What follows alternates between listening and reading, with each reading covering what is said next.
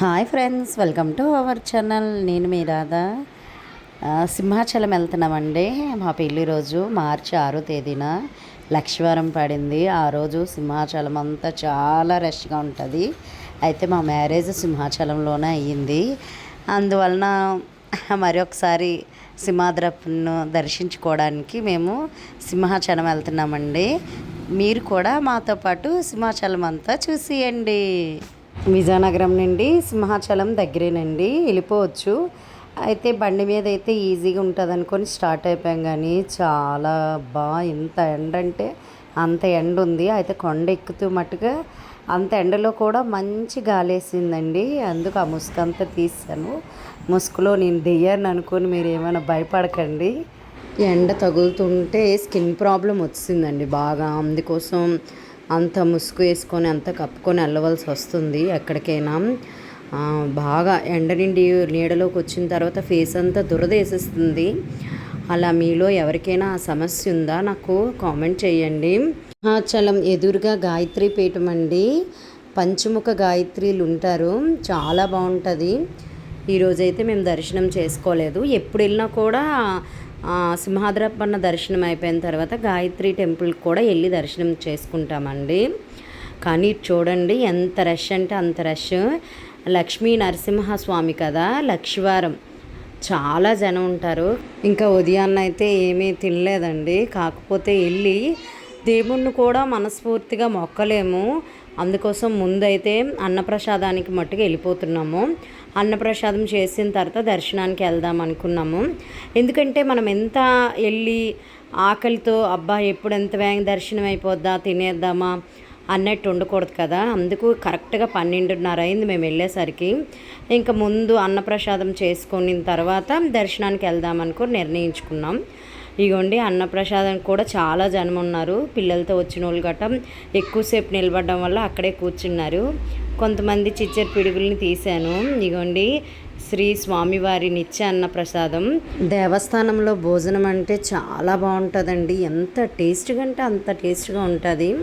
తిరుపతిలో ఎలా ఉందో ఇక్కడ కూడా అలాగే ఉందండి. కడుపు నిండా అయితే తినేసాను, ఆకంతా ఖాళీ చేసి. ఇంకా కొంతసేపు అక్కడ కూర్చున్నాము. చల్లటి గాలి.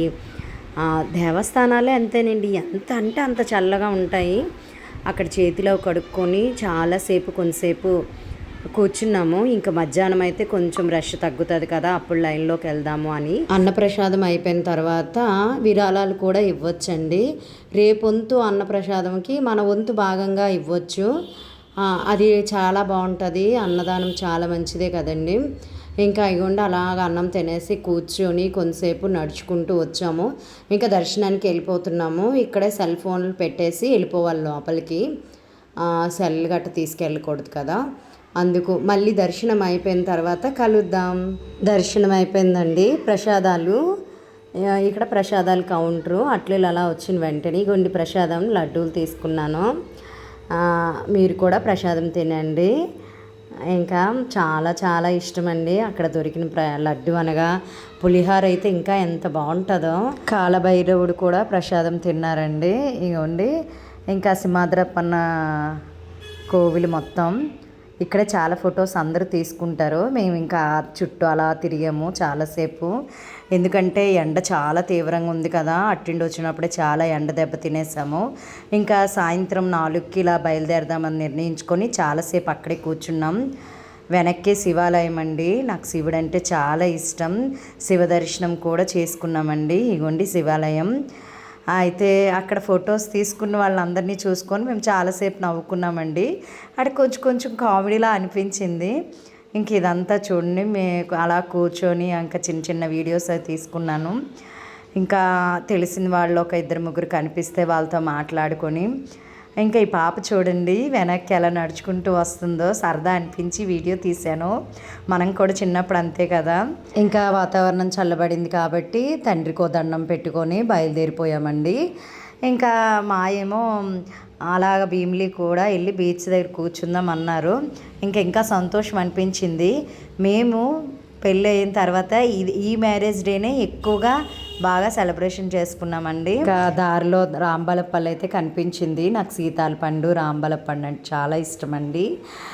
ఇగోండి మెత్తటివి బాగా మగ్గిన పైన పళ్ళనే తీసుకుంటున్నాను, ఎందుకంటే నేను వెయిట్ చేయలేను, తొందరగా తినేయాలి. ఇంకా కాయలు లాంటి తీసుకుంటే 2 రోజులు వెయిట్ చేయాలని బాగా పండైపోయినవి తీసుకున్నాను. ఇంకా భీమిలి బీచ్లోనే తినేసాను 2-3 కూడా.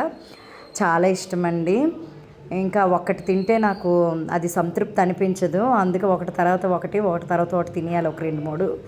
ఇంకా బీచ్ దగ్గర చాలా ఎంజాయ్ చేసామండి కూర్చొని. చల్ల గాలి, ఉదయాన్నే ఎంత ఎండనైతే భరించామో సాయంత్రం అంతా నీడని అంత గాలిని పీల్చాము. ఎంతో ఆనందం అనిపించింది. వీడియో నచ్చినట్టయితే లైక్ చేయండి, షేర్ చేయండి, కామెంట్ చేయండి, ముఖ్యంగా సబ్స్క్రైబ్ చేసుకోండి friends. Thank you so much.